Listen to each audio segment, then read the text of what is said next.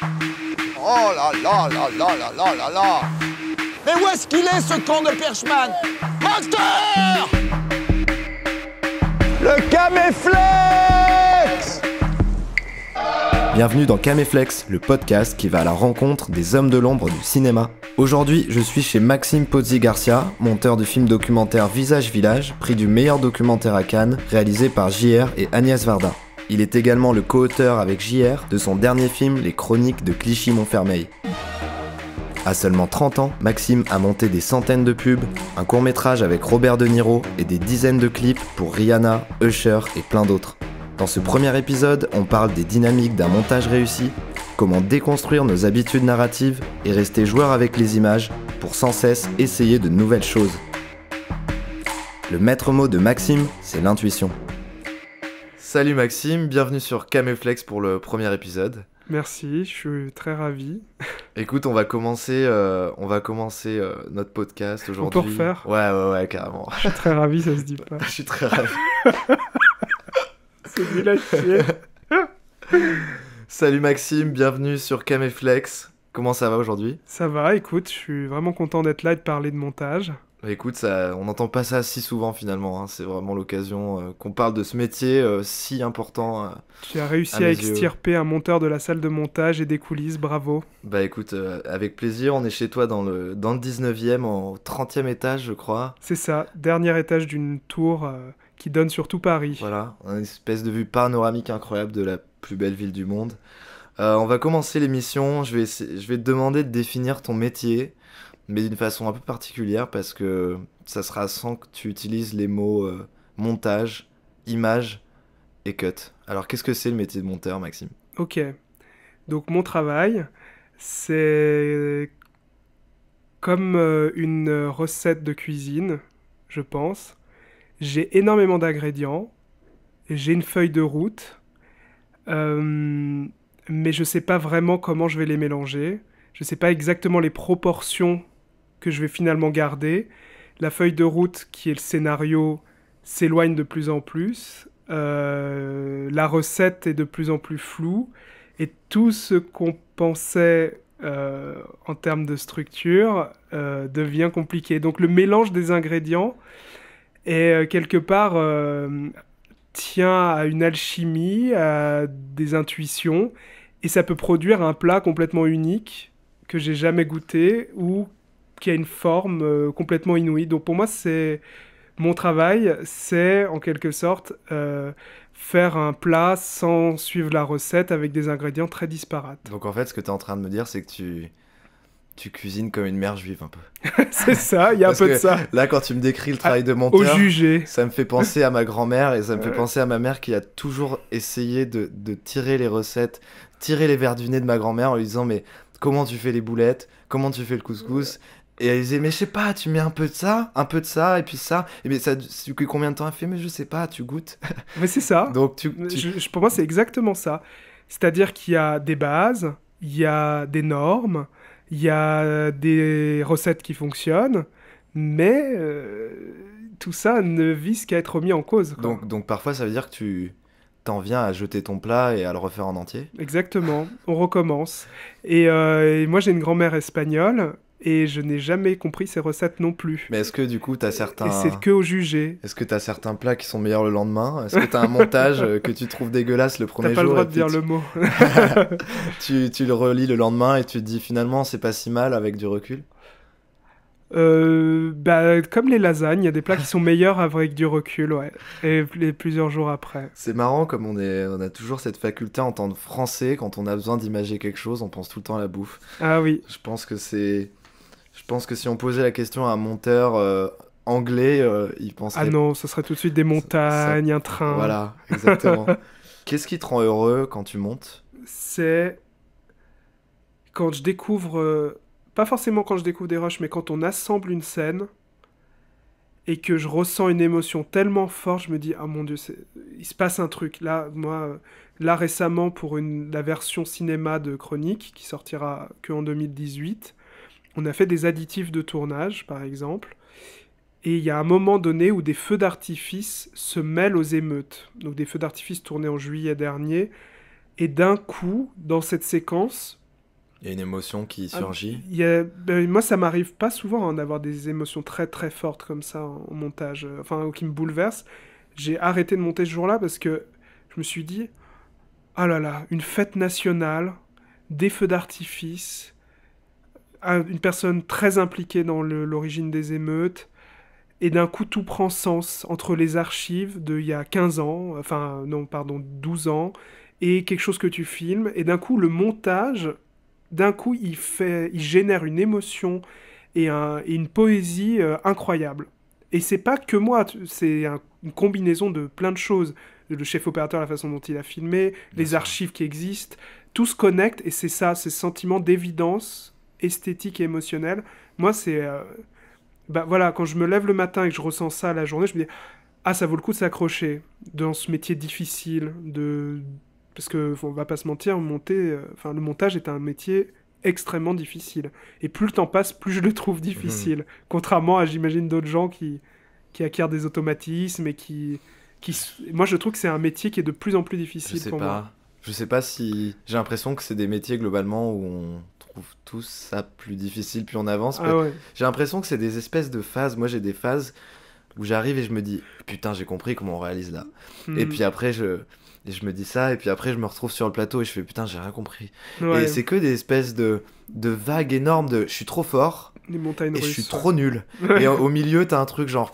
je sais pas trop ce que je fais là, mais j'ai l'impression que c'est tout le temps en train de monter, redescendre, c'est vraiment des vagues, et qu'il n'y a jamais vraiment de moment où tu te dis j'ai compris l'essence de ce travail, ou l'essence de l'émotion du cinéma en général, tu vois. Espèce de truc où t'as besoin de tout casser à chaque fois, quoi. Mais on est quand même dans des métiers, moi je trouve ça passionnant, on se sent très vivant parce que on passe par des phases où on déteste ce qu'on fait, où on aime ce qu'on fait, c'est jamais constant, il n'y a jamais de routine, mais c'est très difficile humainement, parce qu'il y a un cap à tenir d'intégrité, de qualité, de sensibilité. Il ne faut pas que cette sensibilité soit corrompue, il ne faut pas qu'on s'obsède par l'autocensure, qu'on se censure avec de l'autocensure, donc c'est assez compliqué. Et je pense qu'il y a une histoire de souffrance dans le cinéma qui est là, parce qu'un tournage, c'est de la souffrance, c'est très dur. Ouais. Et il y a aussi des moments de félicité. Donc c'est très contrasté. Entre les deux, souvent, ça veut dire que le film avance pas. Voilà. Ouais, mais je comprends ça stagne au tournage, ça stagne au montage. Je comprends ce que tu veux dire sur ce que tu recherches dans le montage. C'est ce moment-là où tu vas avoir vraiment une émotion. Ouais. Mais sur le plateau, c'est pareil. Où ça prend du sens, en fait. C'est ça, il y a un moment où il y a du sens qui se crée, et je pense que si t'as vraiment envie de ça, faut être capable de se dire que pendant 6 heures tu vas trimer, ça va être tu vas galérer, et il va y avoir un moment de magie où tu sais que le temps s'arrête sur tout le plateau, et que tout le monde est hypnotisé par un truc qui vient de se passer, et qui n'arrivera probablement pas une deuxième fois. Non, mais il n'arrive jamais. Mais si t'es capable de vivre pour ça, c'est 5 secondes dans une journée parfois. Ouais, mais dans un mois. Mais après, tu peux y penser pendant des jours, et ça peut te nourrir, ou nourrir ta réflexion ou ta sensibilité peut-être pendant des jours aussi. Moi, j'aime bien l'idée quand même, en tant que monteur, de dire que ce métier, c'est un métier fait en effet de haut et de bas, mais surtout d'intensité. Voilà, c'est un métier intense, un métier épuisant, comme beaucoup de monteurs le reconnaissent, parce que on investit beaucoup d'émotions dans ce qu'on fait, et surtout... on n'est jamais dans le prévisible. Moi, quand j'attaque une scène, que j'ai pas encore vu les rushs, tous les jours, je suis surpris par... Mais je pense que ça va être très surprenant pour les gens qui vont écouter cette émission et qui connaissent pas forcément le métier de monteur, des gens qui sont en dehors de ce métier-là. Je pense que 99% des gens imaginent le monteur comme un espèce de geek qui connaît des raccourcis sur son clavier. Et pourtant, ça, c'est le plus mauvais des monteurs, celui qui sait faire que ça. Ouais. C'est un mec qui connaît le logiciel, mais ça ne sert à... Enfin, en soi, il suffit de savoir 3 touches pour se monter un très bon film. La technique n'est pas très importante en montage. Finalement. En plus, on a des assistants, la plupart du temps, qui préparent les projets et qui deviennent à leur tour monteurs, et ainsi de suite, dans la chronologie des choses. Et Mais j'ai envie de dire, bon, là c'est quand même une remarque qu'on peut se faire sur tous les corps de métier. Pour moi, un pâtissier pâtisse, mais il y a 50 personnes derrière qui font des tas de choses complètement différentes. Il y a un chocolatier, on Qui revient chocolate. toujours qui chocolate. Bon, enfin, je sais pas, j'aurais pu prendre un autre exemple que de la nourriture peut-être. Mais voilà, mais il y a ça. Mais c'est vrai que moi, en tout cas, il y a des questions que tu poses qui reviennent souvent, c'est qu'est-ce que je peux conseiller à, etc. Moi, en tant que monteur, on va dire plus junior, en voie de devenir monteur senior, j'ai dans cette idée que le montage, c'est l'épuration au bout d'un moment. C'est plus le spectacle, c'est plus montrer qu'on sait monter, éblouir par la technique, mais c'est se mettre au service du film dans la fluidité et l'émotion. Et ça, quand on capte ça, et qu'on arrive à regarder le film pour ce qu'il est, et pas comme notre montage, notre assemblage, notre puzzle, regarder comme j'ai bien fait mon puzzle, tout le monde s'en fiche. Se dire, non, là, je veux que les gens soient effrayés. Là, j'ai envie qu'ils comprennent ça. Là, j'ai envie qu'ils s'ennuient, mais pour une bonne raison. Parce Pour mieux qu'après, les surprendre. voilà, pour mieux les surprendre, comme le bruit et le silence, c'est le même rapport. Et pareil, après, on apprend des choses. En plus, on n'arrête jamais d'apprendre parce qu'il y a le son aussi, on n'en parle pas beaucoup. Mais le monteur image fait énormément de montage son. Enfin, moi, j'en fais beaucoup. J'arrive avec ma banque de sons et tout ce qui n'a pas été enregistré au tournage ou le son quand il devient narratif, un coup de klaxon, une porte qui claque, une radio au loin, un souvenir d'un personnage au son. Tout ça, souvent, n'existe pas ou va être fait plus tard. Moi, des fois, je propose des idées de son aussi, parce que... Donc voilà, le son prend de plus en plus d'importance dans mon travail, alors que je suis officiellement un monteur image. Donc il y a des tas de facettes, c'est jamais stagnant, c'est pas toujours agréable comme métier, mais en tout cas, on peut pas dire qu'on s'ennuie, quoi. Ok. Moi, j'ai l'impression, tu vas me dire ce que t'en penses, que un bon film, qu'il soit très cut ou pas du tout, un bon montage, il est là quand on s'en rend pas compte. C'est quand on suit le film, que le plan dure 2 minutes ou 1 seconde et demie, on se dit, c'est ce que je dois regarder. C'est la bonne façon de me raconter cette histoire-là. Et à partir du moment où tu commences à réfléchir au montage en te disant une chose technique ou une autre, en tout cas surtout quand on est dans ce métier-là, on réfléchit beaucoup quand on regarde un film. Pour moi, les bons films, c'est ceux où j'arrive à me détacher de l'analyse et que je me plonge vraiment dans une scène. Et parfois, la scène est finie, tu passes à une autre, tu te dis putain, en fait, il y avait un plan et je m'en suis pas rendu compte. Oui, complètement. C'est assez juste parce que il y a, en effet, le bon montage n'existe pas, il n'y a pas de recette. En tout cas, moi, plus le temps passe, plus je m'aperçois que je suis surpris à chaque projet par ça. Parce que un bon montage, c'est un montage qui fonctionne et où le montage, en effet, devient transparent, où il n'existe plus. Moi, mes montages les plus réussis pour moi, en tout cas, sans aucune prétention, ceux que j'ai le plus de facilité à revoir et dont je peux être assez fier, c'est des films ou des courts-métrages, ou même des pubs, ou des formats très courts, ou des clips, où j'ai la sensation que mon travail ne se voit pas. Et pour moi, c'est la plus grande réussite pour moi, c'est que le montage ne se voit plus. Et que l'histoire, la fiction, que le mensonge, quelque part, parce qu'un film est un mensonge, c'est une pure création, tout est fabriqué, que ce mensonge, on l'oublie. Voilà. Que le pacte, quand j'arrive dans une salle de cinéma, et ben que, voilà, par exemple... Pour le film d'Agnès Varda et JR que j'ai monté, quand il a été projeté à Cannes, moi j'étais très fébrile parce que c'est un film où les rustines de montage se voient énormément. C'est un marabout bout de ficelle, ou un cadavre exquis comme on veut. Et du coup, le montage est très présent parce que le film tient énormément aux connexions de pensée et qui ne peuvent exister au cinéma, là, que pour le coup, que par la voix off et le montage. Et ben, dans ce truc-là, les gens, en fait... Ils retiennent pas du film mon montage, tout le monde s'en fout. Et d'ailleurs, Agnès a beaucoup de part dans le montage, mais ce qu'ils retiennent, c'est la progression, c'est l'émotion générale, c'est pas le puzzle, c'est pas sa construction. Au fond, moi, la structure est très importante à bien modeler, à bien ciseler, tant qu'elle est dans l'objectif ou tant qu'elle vise à disparaître et à poser de la fluidité. Donc moi, mon dieu en montage, le maître mot, c'est la fluidité, c'est la transparence et c'est l'émotion. On en arrive toujours à la même chose, que ce soit un clip, une pub ou un film, ou même une comédie. L'émotion sera alors plutôt le rire et la légèreté, mais c'est que l'univers fictionnel, il existe au-delà du montage. Et mon travail est souvent transparent, en coulisses, et c'est un choix, c'est ça que j'aime, c'est que finalement on le voit pas. Comment tu décrirais ton processus de montage? Quelles sont sur un film, les premières images que tu vas mettre sur ta timeline?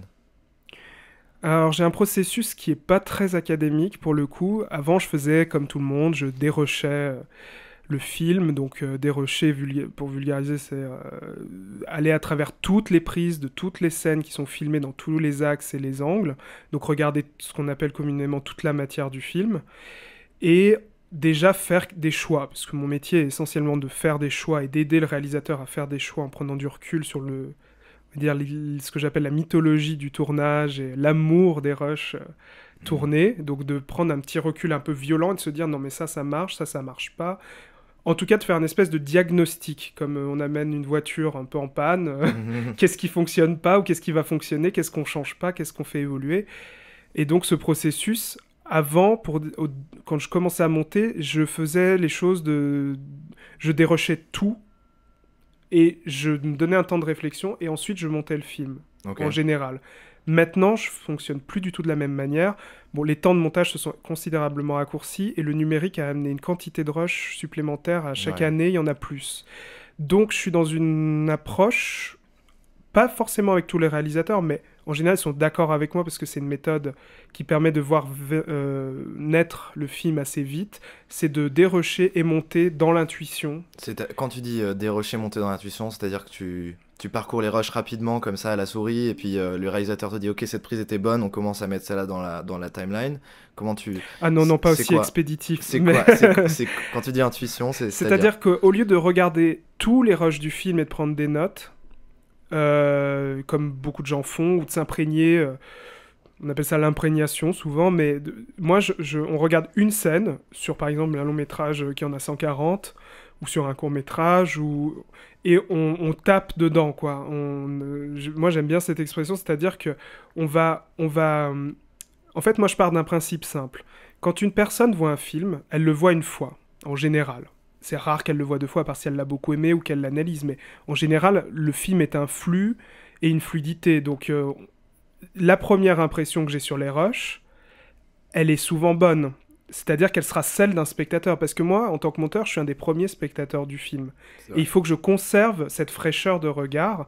Et c'est pour ça que, à trop voir les rushs et à trop les intellectualiser et à trop les manipuler dans un premier temps, j'ai la sensation que déjà je fais un travail de second, troisième, quatrième regard et du coup ça ne fonctionne pas. Donc moi ce que j'imagine, en tout cas c'est mon point de vue sur le montage, ce que j'aime c'est parcourir les rushs d'une scène et la monter, pas le plus vite possible, mais d'en faire un premier montage.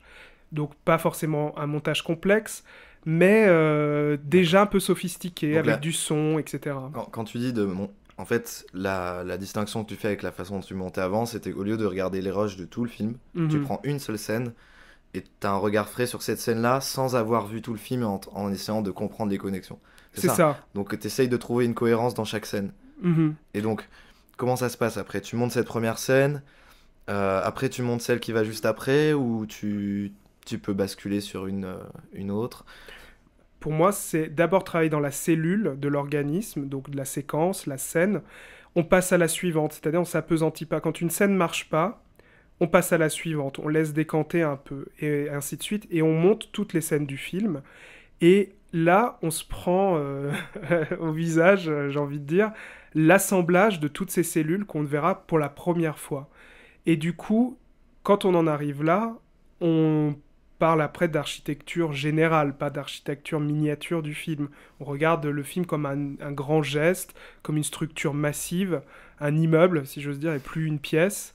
Et du coup, on essaye de réassembler cette architecture, et ensuite on retourne dans les séquences. Donc voilà, moi j'aime bien travailler dans le détail, ensuite d'une manière plus générale, et revenir dans le détail pour pas s'épuiser. Parce que j'ai l'impression, si on monte le film de manière générale, on va dire ce qu'on appelle communément un ours, cette version-là, qui est souvent très grossière, pour moi, elle est déjà un manque de choix, c'est-à-dire un espèce de monstre sans rythme, sans choix de jeu, sans définition de personnage. Donc en effet, et pour répondre à ton autre question de tout à l'heure, j'aime bien monter dans l'ordre de l'histoire, parce qu'une histoire, c'est une progression.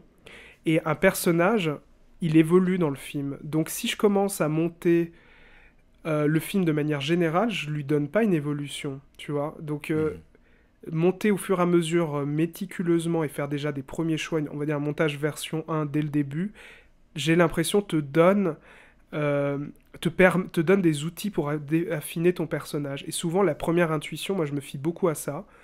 D'autres monteurs seront plus intellectuels et plus réfléchis, je pense. Moi, je pense que j'ai besoin de foncer dans la magie du film, de foncer dans l'histoire, de m'attacher au personnage et d'être ému. Moi, ça m'arrive souvent, ça peut paraître complètement idiot, mais quand une séquence m'émeut, par exemple, je reviens sur ce projet, mais parce que c'est frais encore dans ma tête, dans Visage Village, quand Agnès Varda est allée voir un cinéaste de renom, pour pas spoiler le film de la Nouvelle Vague, très connu. On se doute du personnage. J'évite de spoiler pour ceux qui n'ont pas vu le film encore.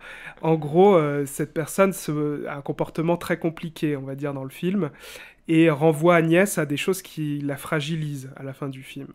Et moi, j'ai découvert ces rushs après le tournage, étant un documentaire un peu fictionné.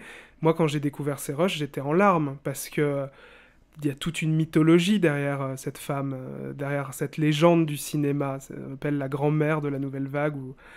Et en fait, voilà, moi, quand je découvre ces choses-là, ou pareil, quand je vois une scène de fiction avec une actrice qui a saisi le personnage, qui m'a emporté, il est évident qu'à ce moment-là, moi, j'ai un devoir de respect des rushs. Je vais pas tronçonner tout ça, je vais respecter mon intuition. Donc tu te fies, si t'as eu une émotion forte à la première lecture d'un rush, tu pars sur le principe qu'effectivement le spectateur, qui sera aussi frais que toi, aura aussi cette sensation. Ouais. C'est ça que tu es en train de Je pense que c'est assez dire. simple. Il faut faire confiance Quand tu regardes le rush une première fois.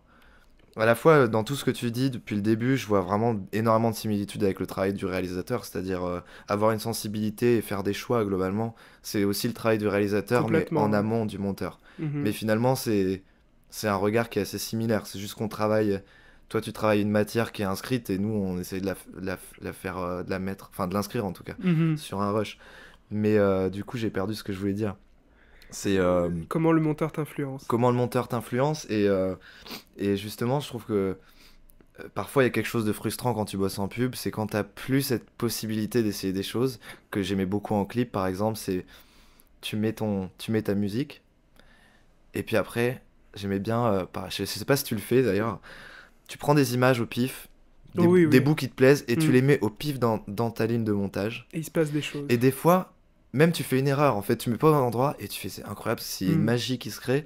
Est-ce que tu le fais encore ça avec l'expérience des fois de balancer des rushs comme ça et pour voir ce que ça fait quoi. Ah mais tout le temps, en plus je suis obsédé de l'association, je reviens toujours à la science-fiction, hein. Moi je suis un grand amateur de musique sur l'image, je pense que ça vient de là et moi j'adore, ou même pas que de la musique, du son aussi, moi j'aime bien me laisser surprendre par une association d'idées un peu hasardeuse. C'est ça, hein, parfois on peut être vraiment étonné de ce que ça donne, quoi. Bah, Varda, elle dit un truc incroyable. Le hasard est le meilleur de mes assistants, elle dit dans Visage Village.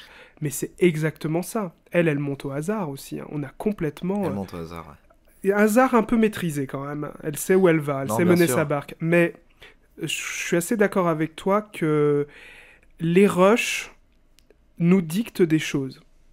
Et des fois... ce que toi t'appelles un hasard de positionnement sur une timeline ou un hasard d'association image-son, moi je le vois comme quelque chose finalement que t'avais inconsciemment ressenti et envie de voir. Mais je suis étonné que... Mais je fais ça tout le temps. Par exemple, la semaine dernière, j'ai reçu des nouvelles musiques du compositeur qui fait la musique de Chronique de Kishimoto-Fermei version cinéma, qui s'appelle Avia, qui est aussi pareil, qui compose complètement intuitivement, donc ça peut partir dans plein de directions, c'est assez intéressant. Et du coup, en mettant certains rushs sur sa musique, sur son... ils prennent un autre sens. Et du coup, je me dis, c'était pas du tout comme je l'imaginais. Cette séquence peut être racontée sans parole, sans voix off, et peut-être même que ça peut durer plus longtemps, parce que ce plan-là sur de la musique, d'un coup, je suis ému. Et surtout, il y a un truc que tu parles beaucoup du clip, mais le clip, la musique est un contrepoint à l'image. Dans quel sens contrepoint? C'est-à-dire que les images, pour moi, les clips les plus réussis, c'est les images ne vont pas forcément dans le bon raccord musical, au bon moment du break de la musique. Enfin, toutes les recettes qui marchent, elles marchent. Mais ce que j'aime bien, c'est se laisser surprendre par, justement, des hasards de désynchronisation qui, finalement, sont plus beaux que je vois ce que tu veux dire. Un truc très storyboardé, comme tu disais tout à l'heure. Quand tu dis laisser le monteur faire un truc, enfin, c'est ce qu'on dit dans le jargon, faire son truc, essayer quelque chose, en fait, c'est laisser la porte ouverte à des évidences que tu n'avais même pas imaginées quand tu tournais ton film, et des connexions de pensée que tu pouvais pas imaginer. Moi, pendant un temps, j'ai fait énormément de clips pour des grosses pop stars américaines. Ouais, Taylor Swift, il y a eu quoi? Rihanna et compagnie. Ça, c'est une période qui est un peu loin de moi maintenant, mais que j'ai beaucoup aimé parce que j'ai eu la sensation que le clip était aux frontières de la pub et de la fiction. Et ça m'amenait à une soupape intéressante en termes de création et un peu de pause dans la pub, parce que j'en faisais beaucoup à cette période-là, entre 2012 et 2014, on va dire. T'avais un entre-deux à la fois un peu écrit avec de la liberté, Voilà, exactement. Et puis surtout, dans des clips, il y a ce qu'on appelle la storyline. Donc, il y a une histoire en général. Pas tout le temps. Pas tout le temps. Moi, j'ai eu de la chance, j'avais beaucoup de clips avec des histoires, parce que c'est souvent des clips américains, il faut qu'on raconte une histoire. Les États-Unis sont obsédés par le fait qu'on leur raconte des histoires. C'est aussi leur qualité. C'est aussi leur qualité. Mais même le journalisme, on appelle ça stories, donc c'est vrai. top stories, ça en dit long sur la culture américaine, du fait de narrer les choses. Et c'est des excellents narrateurs.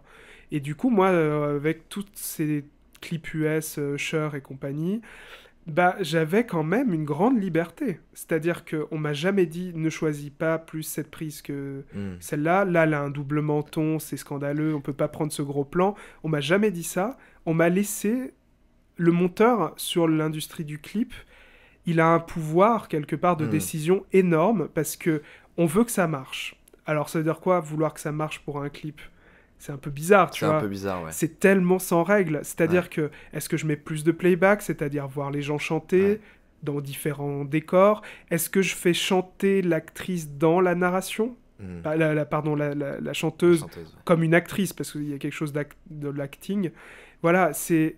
En fait, pour moi, c'est un énorme millefeuille. D'ailleurs, à l'époque, je montais sur Final Cut avec 75 pistes, un clip.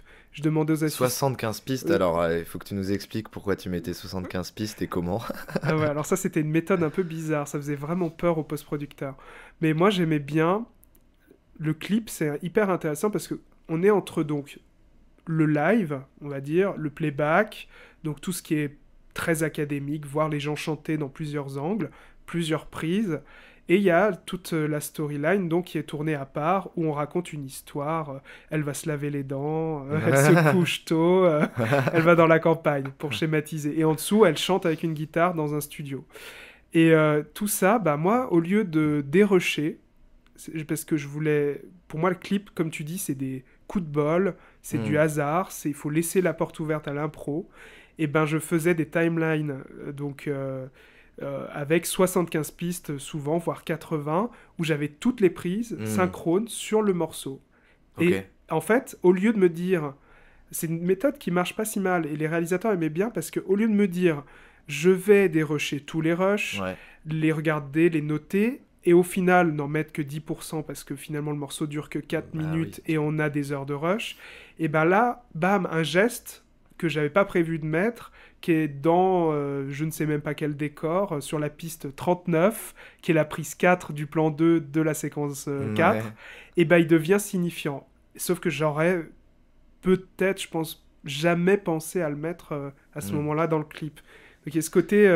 C'est quand même marrant que... Millefeuille. Même sur des artistes quand même de cette... avec cette envergure-là, avec tout cet argent... qu'on en arrive au dernier stade finalement de la création où t'as un mec qui met 75 pistes et qui se dit allez on va voir ce qui se passe. C'est quand même c'est effectivement ce que tu disais, une liberté de dingue Ah oui. et de se dire ok il y a eu tant de centaines de milliers d'euros sur la table, et ben il y a encore Maxime au montage qui va jouer finalement avec une matière et créer des trucs qui n'étaient pas prévus. Heureusement qu'on a encore cette liberté. Est-ce qu'on a encore cette liberté là aussi dans les films de cinéma?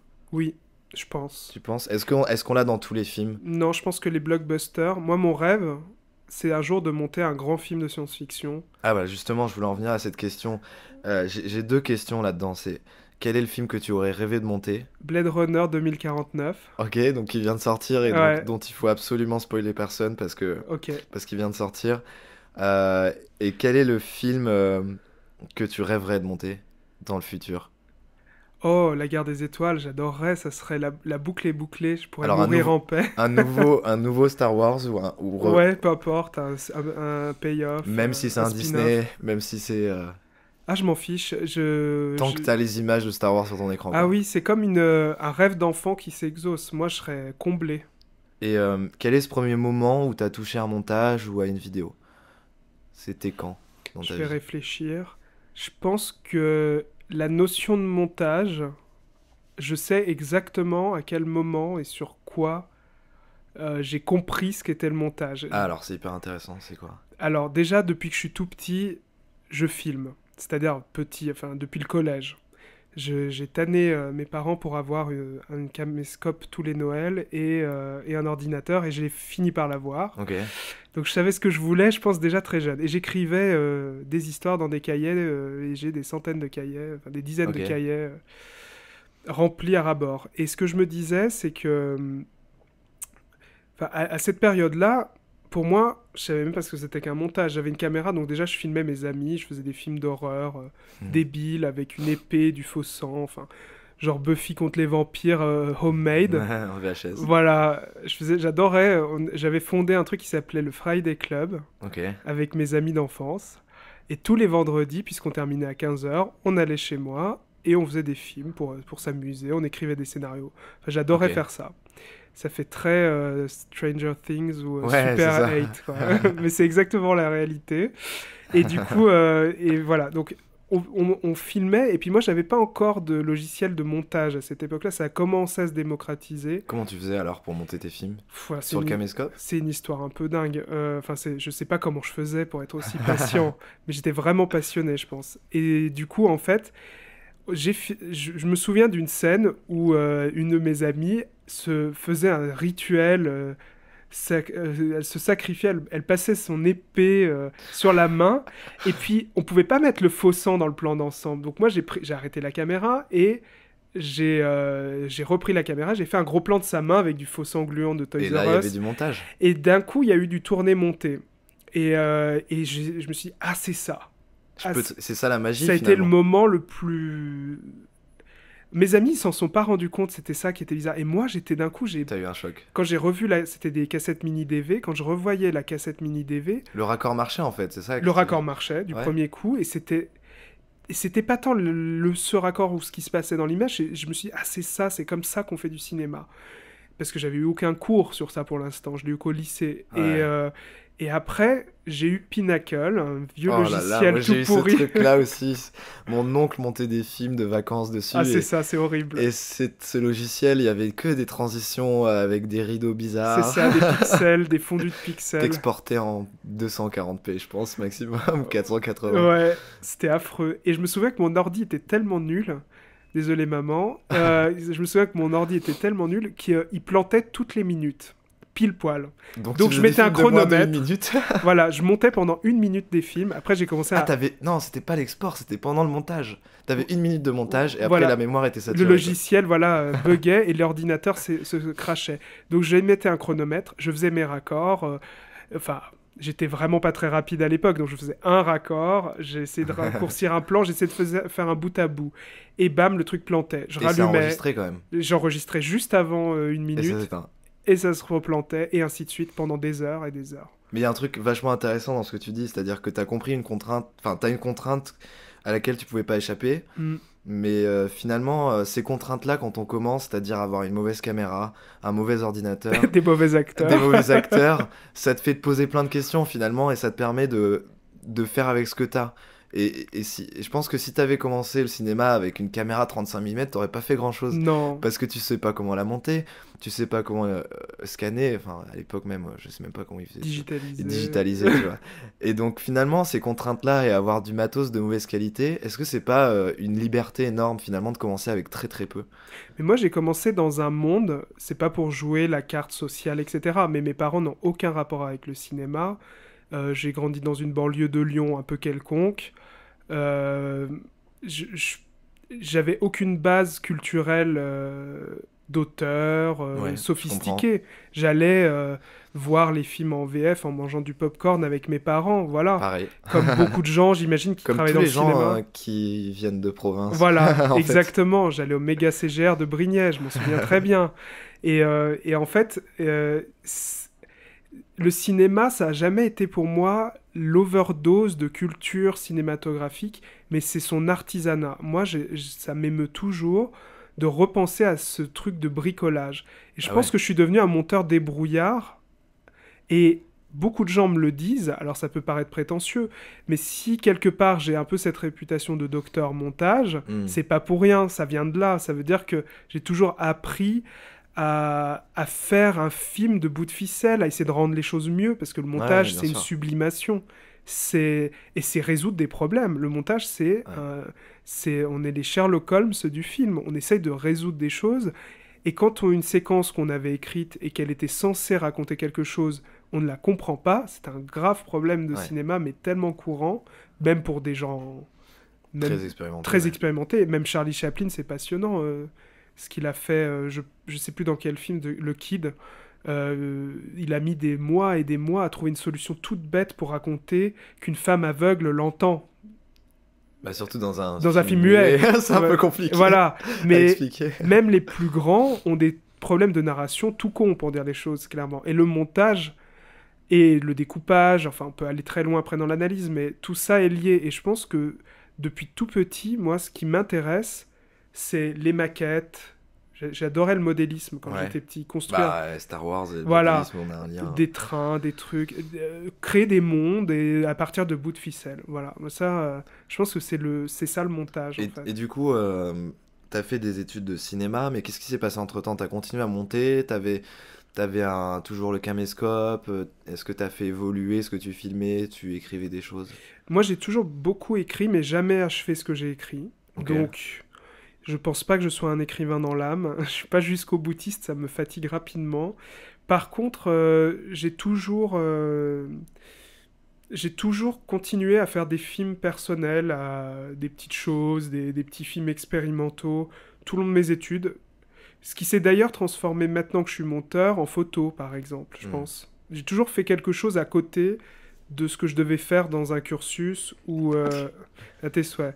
Et du coup, tu veux boire un coup d'eau? Ça va, ça va. Et du coup, voilà, j'ai toujours eu cette attention, on va dire, à ne jamais m'enfermer dans un truc qu'on me demandait. Je crois que j'aime pas trop faire ce qu'on me demande, donc Ouais. j'ai toujours besoin d'avoir un autre projet. Mais en même temps, si tu fais quand même les gens viennent te chercher pour ton Ouais. travail. Et donc, c'est quand même le paradoxe. Mais peut-être que t'arrives à faire dans ce qu'on te demande ce que tu veux, au final. Oui, et il y a toujours eu une partie de moi. Au début, moi, je voulais être réalisateur, comme tous les gens qui aiment le cinéma. C'est-à-dire qu'on ne décide pas de devenir monteur. C'est très rare de se dire, Oui, quand de on est vouloir très être monteur jeune, dès le début. on sait même pas ce que c'est que ce métier. Même des gens qui travaillent de loin dans le cinéma savent pas trop ce que fait le monteur. Hein. J'en connais beaucoup. Comme je ne connais pas les détails de la technique de l'image. Je sais pas Ouais, ce évidemment. que tout le monde On fait. peut pas être spécialiste de tout. Voilà, exactement. Mais du coup, c'est quand même marrant quand on voit tous tes films, de voir que de tes films d'études jusqu'au dernier, il y a toujours un lien. Il y a toujours un lien fort, en tout cas dans ce que tu choisis de montrer, parce que on peut pas tout montrer sur son site. Mais toujours un lien avec le corps, l'architecture, etc. Et, euh, et justement, j'avais une question assez générale, c'est quand les gens appellent Maxime Poti Garcia pour un montage, qu'est-ce qu'ils attendent de toi, à ton avis? Qu'est-ce qui te définit aux yeux des gens Pourquoi on t'appelle pour faire un film ? Je pense qu'on m'appelle pour ma franchise. Et la franchise, ça veut dire franchise émotionnelle sur un film. Pour le recul parfois violent que j'apporte à des réalisateurs. Alors des fois, ça fait clash, hein, ça marche pas à tous les coups.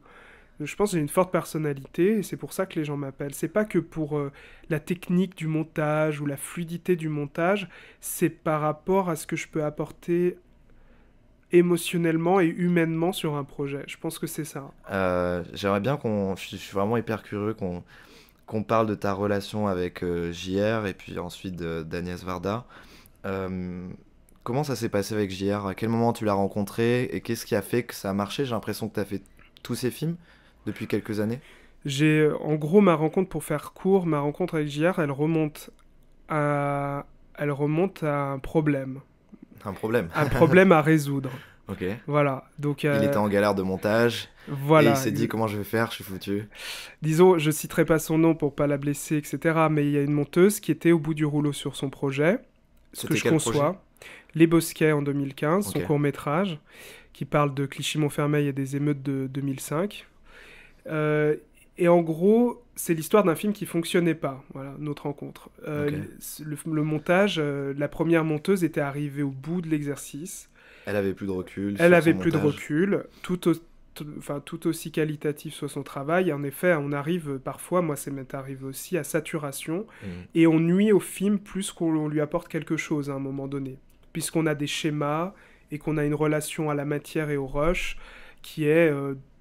c'est ce que je disais tout à l'heure, on perd la première intuition, c'est foutu. L'émotion passe derrière et l'intellectualisation prend le relais. Et en fait, j'ai dit à JR, je lui ai écrit une note d'intention de montage, c'est la première fois que je fais ça. Sur un montage existant. Mais alors, c'était une note d'intention sur le film ou en disant voilà ce que je vais changer dans le montage ou ce qui pourrait être amélioré ?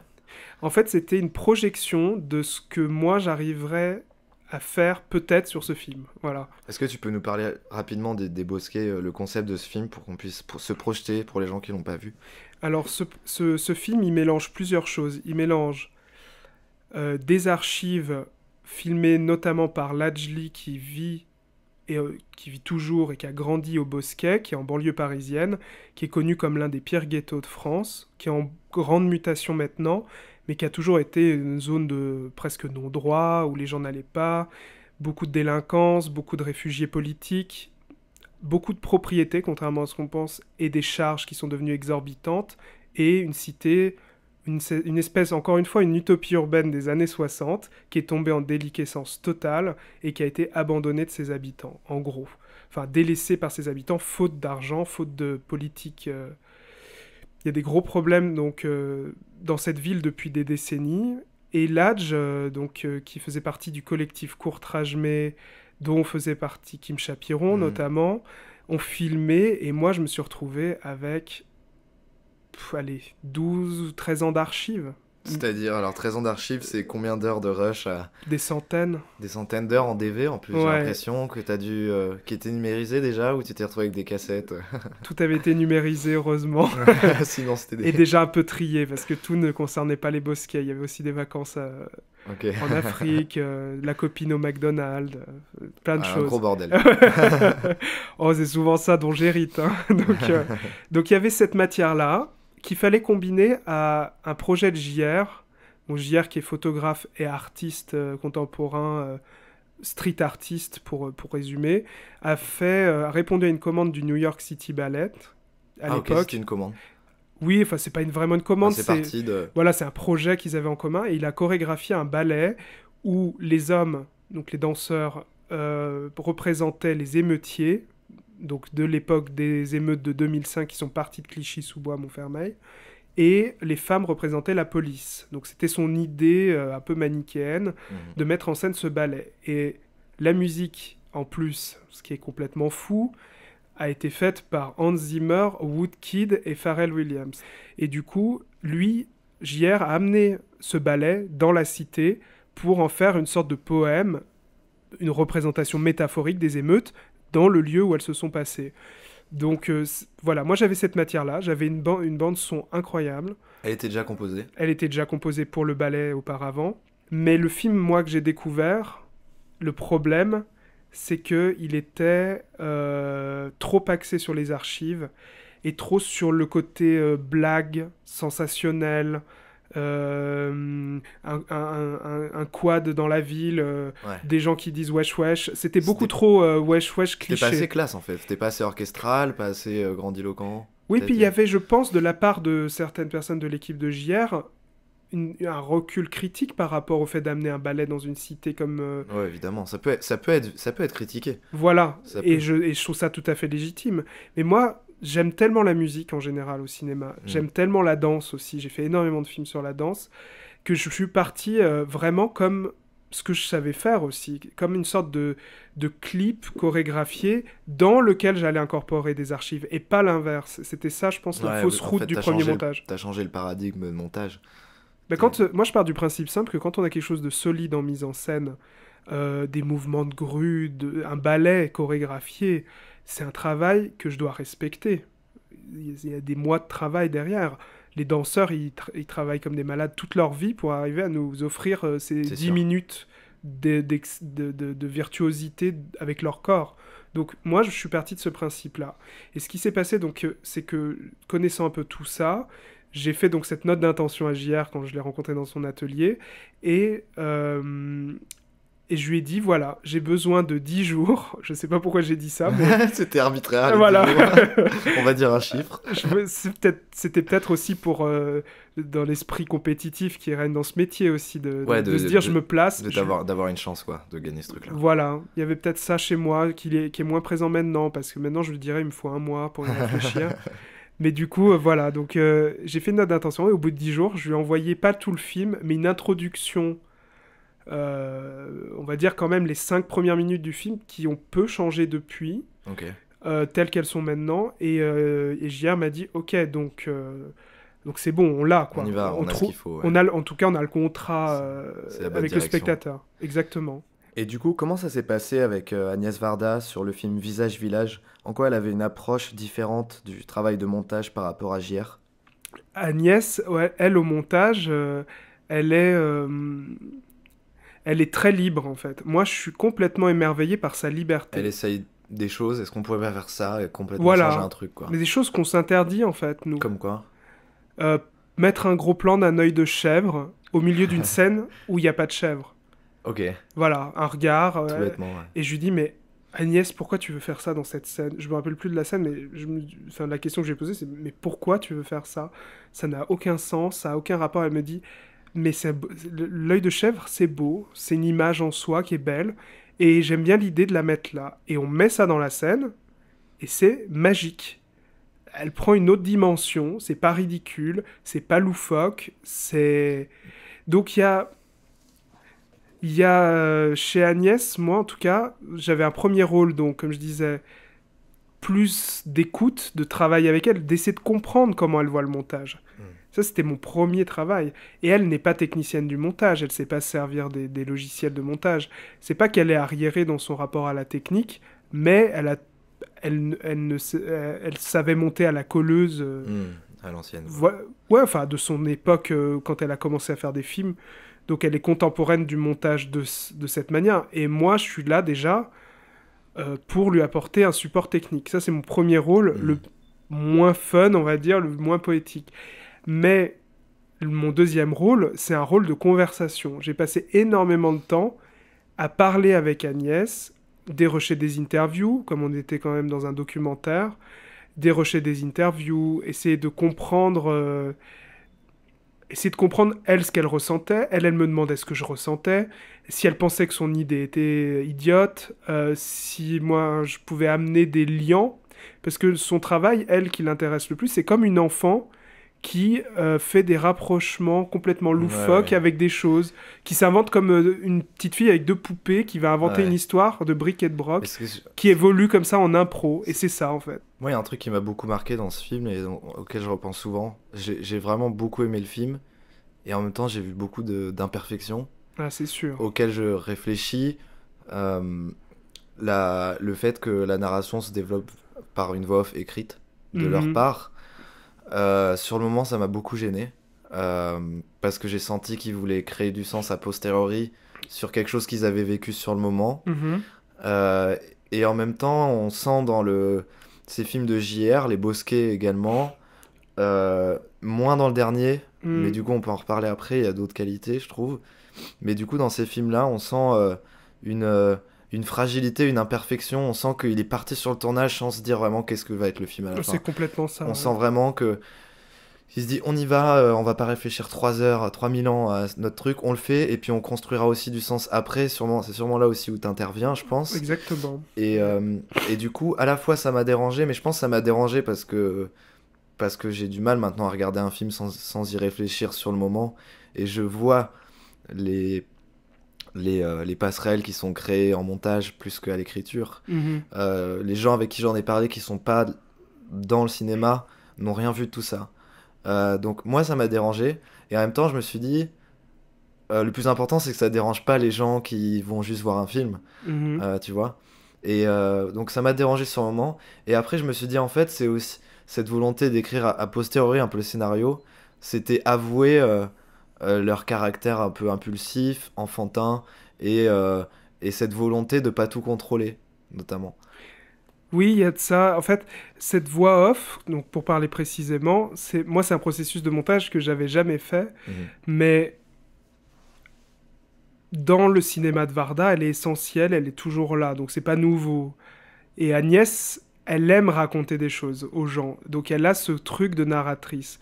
Et en effet, beaucoup d'images que j'avais n'avaient pas de sens, ou en tout cas ne visaient rien à raconter de plus que du reportage ou de l'événementiel, donc rien de émouvant ou en tout cas on va dire ayant un objectif narratif. Et ce qui était vachement intéressant avec Agnès, c'est qu'elle a ce côté en fait, je l'enregistrais avec mon iPhone. Ouais. Tu faisais des maquettes son? Des maquettes son tout le long du montage. Dès qu'elle avait une idée, Ouais. je l'aidais à écrire. Je me souviens, on essayait de trouver la bonne formule, le bon ton, la bonne équation, on va dire, Mm. pour raconter des choses. Et moi, j'ai jamais été gêné de ça dans le film parce que c'est un mode de narration très nouvelle vague, Ouais, alors ça très c'est épistolaire, effectivement. très théâtreux. Enfin, Ouais. il y a quelque chose de voilà, Jules et Jim. Ouais, c'est ça. Ou les deux Anglaises et le continent de Truffaut, c'est des relations épistolaires, Ouais. et c'est très beau. Et je comprends dans quelle mesure ça peut être gênant, puisqu'on fait raconter quelque chose à des images qui n'étaient pas destinées à raconter quelque chose. Donc c'est vrai que c'est une narration a posteriori, c'est complètement du montage, parce que là on est au cœur de ce qu'est le montage, c'est-à-dire parfois détourner des images, parfois les manipuler. Je pense dans ce film qu'il y a pas une grande manipulation des images parce qu'on raconte pas non plus des choses à l'opposé. Par contre, il y a une grande maîtrise de la part d'Agnès, et ça je le pense toujours. Moi, elle m'a bluffé, j'enregistrais sur mon iPhone. Elle se mettait en scène, elle fermait les yeux, elle levait les Mhm. mains, et c'était comme une espèce de chanson, et tous les jours, j'avais droit à ce Ouais, moment-là, ouais. et j'ai été complice de ce truc-là aussi, tu vois. Donc, c'était une méthode de montage complètement étrange. Là, on comprend pas ça. Est-ce que tu veux... Moi, je lui disais, tu veux pas qu'on comprenne mieux pourquoi tu reviens à la maison de Guy Bourdin? Est-ce qu'il n'y a pas des choses dans ton passé que les gens ne connaissent pas, qu'il faut pas Mm. expliciter? Elle disait, est-ce que tu penses qu'on a besoin d'une voix off là? Je lui dis, bah là, pour le coup, oui, parce qu'on ne comprend pas où on veut en venir. Mm. Là, moins. Donc, c'est là où mon rôle, moi, il intervenait dans tout ça. C'est quand on part en documentaire, en live, avec des gens, comme tu dis, pas forcément impulsifs, mais hyperactifs, qui Mm. sont prolifiques et qui partent dans tous les sens. Moi, mon rôle est de canaliser cette énergie, de faire en sorte que ça raconte quelque chose. Ça veut pas dire que les éléments de la voix off étaient pas un peu là inconsciemment dans la démarche. Puis Agnès étant Agnès, elle a ce personnage, elle a ce vécu et ces expériences de cinéma que les gens adorent entendre. Donc elle sait comment aussi jouer avec ça, c'est-à-dire quand c'est trop, quand c'est pas assez. Alors il y a un côté artificiel, ce que tu pointes du doigt, et en même temps ça n'empêche pas, j'ai l'impression dans le film, de mon point de vue, d'avoir du réel. Bah non, justement, alors je voulais en venir là-dessus, c'est que quand tu me racontes ça, je me dis finalement peut-être que l'artificiel qui a été créé après, ça a permis au moment du tournage de tout s'autoriser. Et je vois mal, en ayant écrit une structure de scénario précise, comment ils auraient pu avoir des interviews aussi incroyables. C'est des choses que j'ai jamais vues au cinéma. Donc effectivement, pour moi, il y a des défauts visibles. Mais le reste est tellement différent. Par exemple, ce mec qui s'arrête à un moment pour parler de l'histoire des chèvres et des boules qu'il y a sur les corps, mais oui. c'est complètement surréaliste.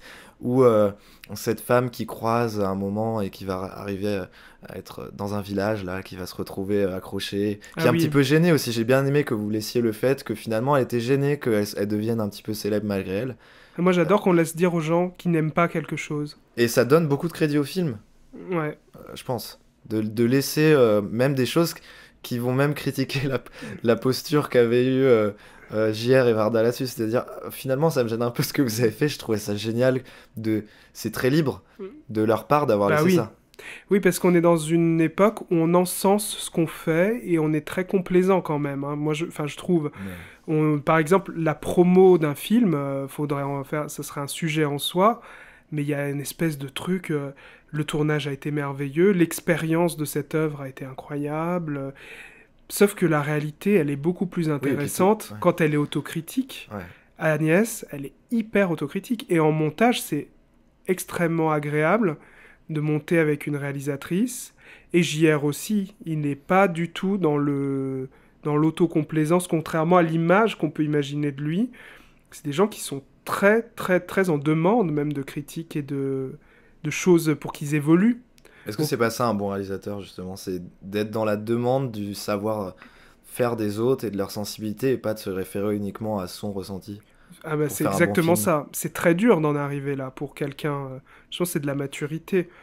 Mais un bon réalisateur, en effet, c'est quelqu'un qui comprend que tout ne tourne pas autour de son imaginaire ou de sa sensibilité, mais que c'est une œuvre de collaboration, parce qu'on la fait pas tout seul. Moi, par Alain Cavalier qui fait tout seul, mais...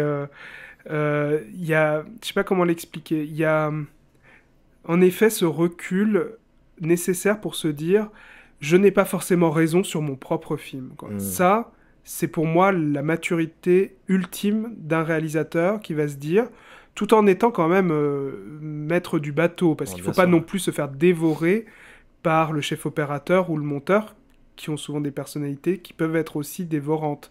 Donc il faut un équilibre entre j'accepte qu'on critique mon travail. Critiquer ne veut pas dire du mal pour moi, c'est-à-dire analyser et proposer autre chose ou des solutions à quelque chose qui ne fonctionne pas. Et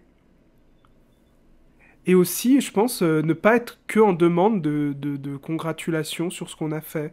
Je pense pas que c'est le rôle d'un monteur de dire à un réalisateur cette scène est merveilleuse, on la garde intacte.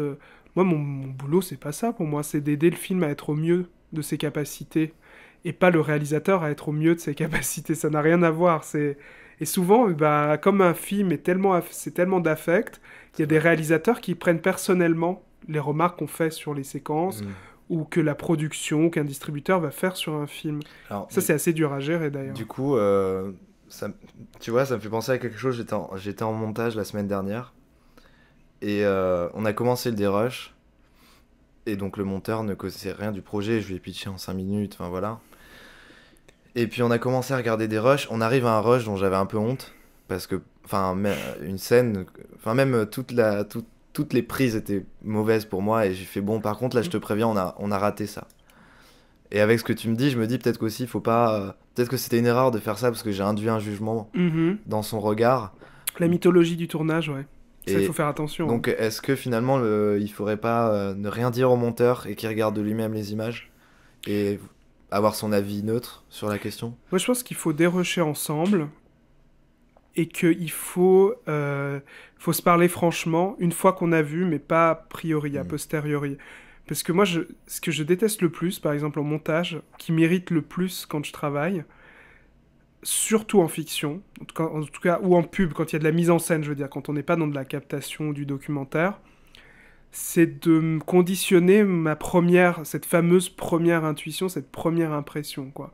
Ça, la détériorer, je pense que quelque part, bon, ça peut être un manque de confiance en soi aussi, et de jeunesse dans l'approche du tournage, c'est normal, Mais par exemple, me dire ça, c'était exceptionnel. Tu vas voir cette séquence, tu vas tomber par terre.